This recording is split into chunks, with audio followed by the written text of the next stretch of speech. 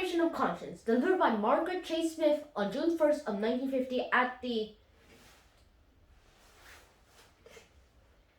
Mr. President, I would like to speak briefly and simply about a serious national condition. It is a national feeling of fear and frustration that could result in national suicide and the end of everything that we Americans hold dear. It is a condition that comes from the lack of effective leadership in either the legislative or the executive branches of government. The leadership is so lacking that serious and responsible proposals are being made that the National Advisory Commissions be appointed to provide such critically needed leadership. I speak as briefly as possible because too much harm has already been done with irresponsible words of bitterness and selfish political oppression. I speak as briefly as possible because the issue is too great to be obscured by eloquence. I speak simply and briefly in the hope that my words will be taken to heart. I speak as a Republican. I speak as a woman. I speak as a United States Senator. I speak as an American. The United States Senate has long enjoyed worldwide respect as the greatest deliberate body in the world. But recently, that deliberate character has too often been debased to the level of form of hate and character assassination sheltered by the shield of congressional immunity. It is ironical that we senators can debate in the Senate directly or indirectly by any form of words, impute to any American who is not a senator or any conduct or motive unworthy of unbecoming an American, and without that non-senator American having any legal redress against us. Yet, if we say the same thing in the Senate about our colleagues, we can be stopped on the grounds of being out of order. It is strange that we can verbally attack anyone else without restraint and with full protection, and yet we hold ourselves above the same type of criticism here on the Senate floor. Surely the United States Senate is big enough to take self-criticism and self-approval. Surely we should be able to take some kind and the same kind of character attacks that we dish out to outsiders.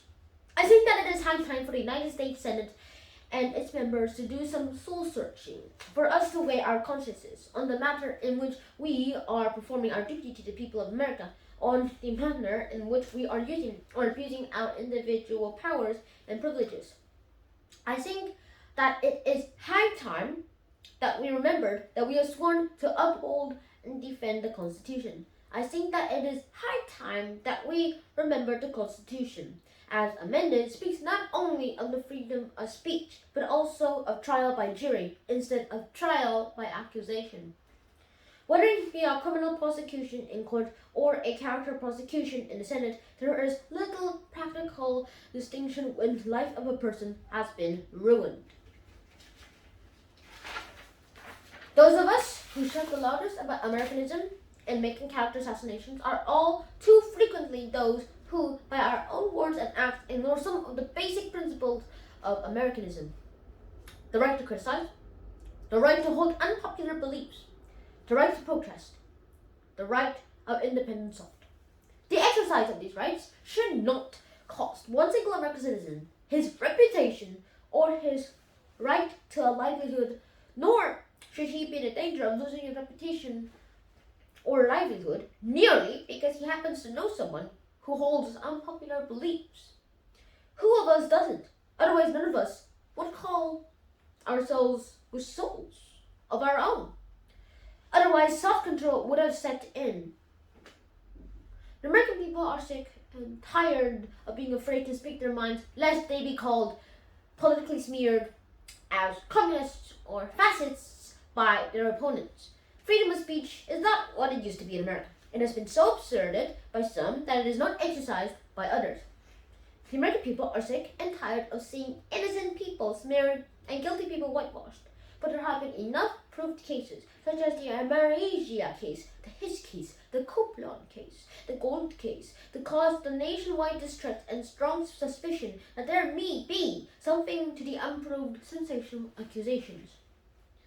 As a Republican, I say to my colleague on this side of the aisle that the Republican Party faces a challenge today that is not unlike the challenge that it faced back in Lincoln's day. The Republican Party so successfully met that challenge that emerged from the Civil War as a champion of a united nation. In addition to being a party that unrelentingly fought loose spending and loose programs. Today, our country is being psychologically divided by the confusion and the suspicion that are bred in the United States Senate to spread like cancerous tentacles of knows nothing, suspect everything attitudes. Today we have a Democratic administration that has developed a mania for loose spending and loose programs. History is repeating itself, and the Republican Party again has the opportunity to emerge as the champion of unity and prudence.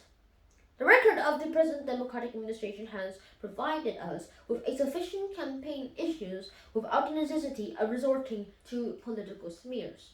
America is rapidly losing its position as the leader of the world simply because the Democratic administration has pitifully failed to provide effective leadership. The Democratic administration has completely confused the American people by its daily contradictory grave warnings and optimistic assurances that show the people that our Democratic administration has no idea of where it is going. The Democratic administration has greatly lost the confidence of the American people by its complacency to the threat of the communism here at home and leak of the vital secrets to Russia through key officials of the Democratic administration. There are enough proof cases to make this point without diluting our criticism with unproved changes. Surely there are sufficient reasons to make it clear that the American people that it is time for a change, that a Republican victory is necessary to the security of this country. Surely it is clear that this nation will continue to suffer as long as it is governed by the present ineffective Democratic administration. Yet to displace it with a Republican regime embracing a philosophy that lacks political integrity or intellectual honesty would prove equally disastrous to this nation. The nation solely needs a Republican victory. But I don't want to see the Republican Party ride to political victory on the four horsemen of calumny, fear, ignorance, bigotry, and smear.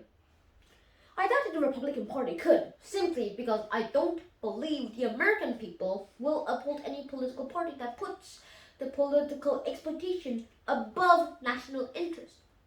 Surely we Republicans aren't that desperate for victory.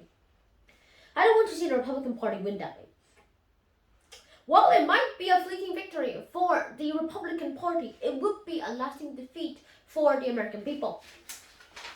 Surely it would be the ultimate suicide for the Republican Party and the two-party system that has protected our American liberties from the dictatorship of a one-party system. As members of the minority party, we do not have the primary authority to formulate the policy of our government.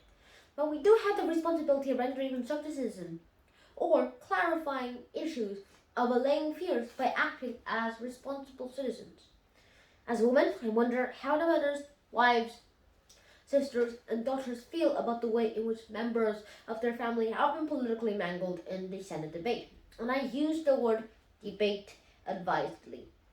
As a United States Senator, I am not proud of the way in which the Senate has been made a publicity platform for the irresponsible sensationalism. I'm not proud of the reckless abandon in which unproved charges have been hurled on the side of the aisle. I'm not proud of the obviously staged, undignified countercharges that have been attempted in retaliation from the other side of the aisle. I don't like the way the Senate has been made by reservoirs for vilification, for selfish political gain at the sacrifice of individual reputations and national unity. I am not proud of the way we smear ourselves on the floor of the Senate and hide behind the cloak of congressional immunity and still place ourselves beyond criticism on the floor of the Senate. As an American, I am shocked at the way Republicans and Democrats alike are playing directly into the communist design of confuse, divide, and conquer. As an American, I don't want a Democratic administration whitewash or cover up any more than I want a Republican smear or a witch hunt. As an American, I condemn a Republican fascist as I condemn a Democratic communist. I condemn a Democrat fascist as much as I condemn a Republican communist. They are equally dangerous to you and me and to our people. As an American, I want to see our nation recapture the strength and unity it once had when we fought the enemy instead of ourselves. It is with these thoughts that I have drafted what I call a Declaration of Conscience. I am gratified that Senator Toby, Senator Icahn, Senator Morse, Senator Ives, Senator Sy, and Senator Hendrickson have concurred in that declaration and have authorized me to announce their concurrence. The declaration reads as follows. 1. We are Republicans, but we are Americans first. It is as Americans that we express our concern with the growing confusion that threatens the security and stability of our Democrats, of our country. Democrats and Republicans alike have contributed to that confusion. 2. The Democratic administration has initially created the confusion by its lack of effective leadership, by its contradictory grave warnings and optimistic assurances, by its complacency to the threat of communism here at home, by its oversensitiveness to rightful criticism, by its petty bitterness against its critics. 3. Certain elements of the Republican Party have materially added to this confusion in the hopes of riding the Republican Party to victory through the selfish political exploitation of fear, bigotry, ignorance, and intolerance. There are enough mistakes of the Democrats for Republicans to criticize constructively without resorting to political smears. To this extent, Democrats and Republicans alike have unwittingly but undeniably played directly into the communist design of confuse, divide, and conquer. It is high time that we stop thinking politically as Republicans and Democrats about elections and start thinking patriotically as Americans about national security based on individual freedom. It is high time that we all stop being tools and victims of totalitarian techniques that, if continued here unchecked, will surely end what we have come to cherish as the American way of life. Thank you.